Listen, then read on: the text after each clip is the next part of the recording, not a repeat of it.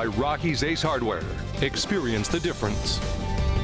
Good Tuesday morning. The time now is 7:57, and as you can see in our sky cam of Northampton, we are starting to dry out. Roads are having a hard time drying out simply because we're just so cloudy. So it's having a hard time evaporating off the roads. But with temperatures so warm, we really don't have to worry about any ice out there. We're at 46 degrees in Agawam, 49 for Palmer, 49 for South Hadley too. Very warm there, but watch as we go north, down to 37 degrees in Chesterfield, 36 degrees for Wendell, 50 degrees in Lanesboro, 48 in Stockbridge, and 50 degrees in Sandusville also. Welcome to 2019. It is a very warm day.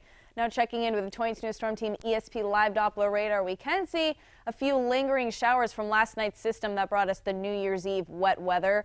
For the most part, focused over Berkshire County with just a few sprinkles for extreme eastern Hampshire County. We can take a little zoom in on those and see that the rain is coming in close to Cummington and Worthington and almost in Chesterfield. Now in Springfield, we are pretty much done with the rain for today. We're cloudy right now, though, 46 degrees.